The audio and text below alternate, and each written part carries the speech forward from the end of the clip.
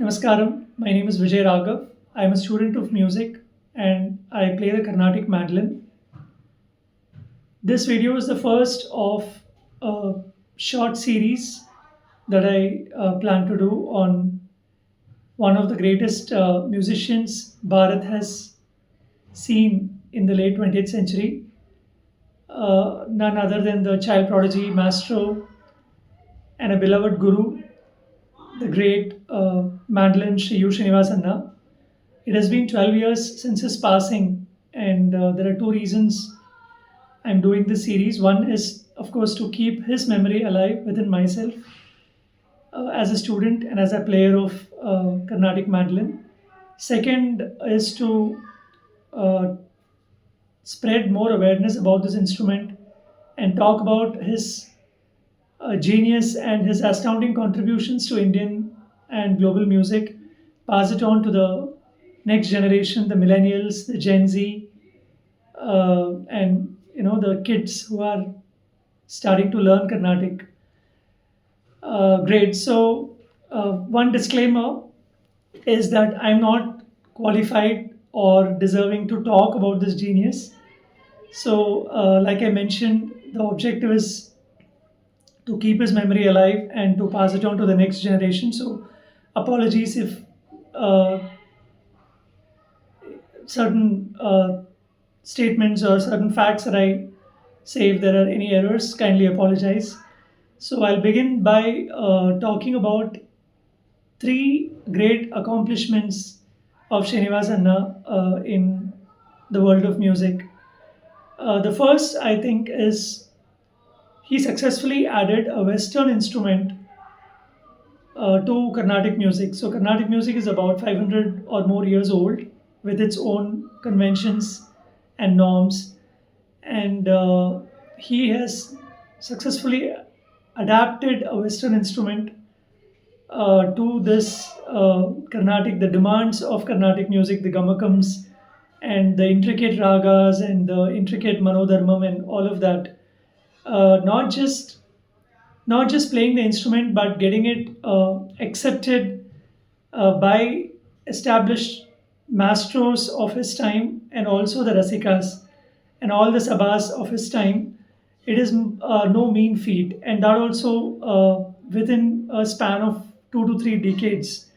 To give you some context here, was mandolin the first instrument, Western instrument, to get integrated into Carnatic music? No, violin was a precedent, but it took much longer for violin to get integrated. It took about 50 to 70 years for it to be accepted as a primary accompaniment to vocal concerts, starting from early 1800s to late 1800s, right?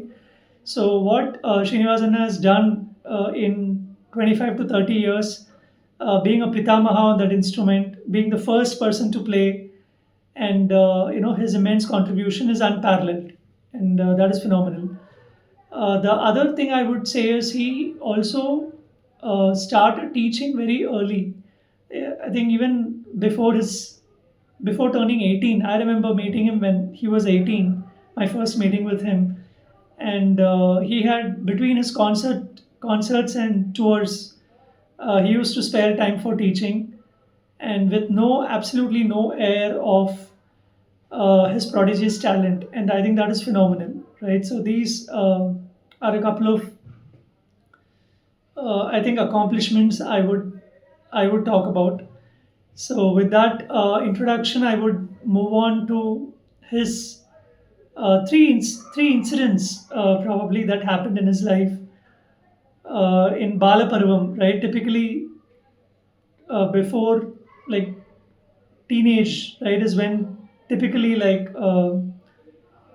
you expect maturity to happen. So even before he turned 15, there were three salient incidents in his life, and I want to talk about. I want to quickly mention that, because this episode, the first episode, is about his childhood.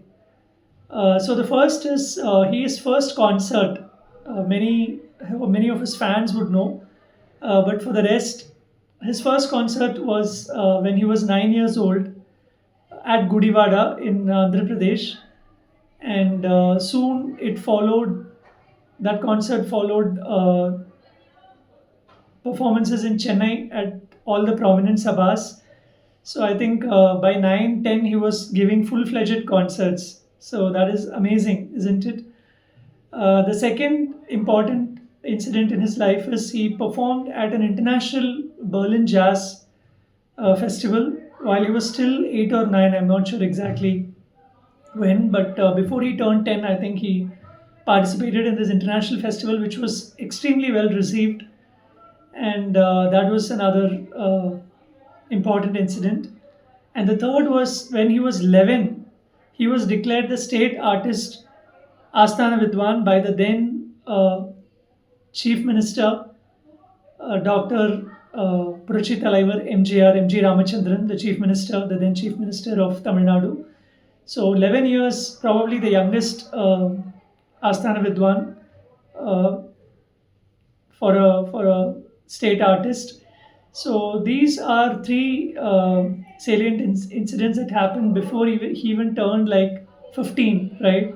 So so this I want to celebrate his childhood by dedicating uh, Kriti on Balaganapati, right? So Anna's favorite deities were Ganesha and Hanuman.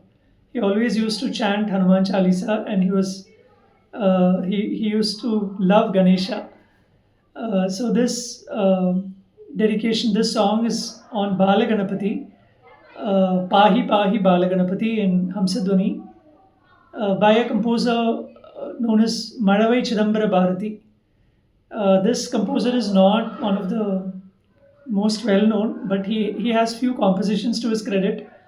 Two other compositions I can talk about is one is Ma Mayura Meedi Leriva on Murugan and Amba Kripai Tand, which is on Devi on in Carnatic Kapi. That is also a very beautiful composition. So over to this composition to celebrate Anna's childhood. See you in the next episode, covering another chapter on Srinivas Anna's life.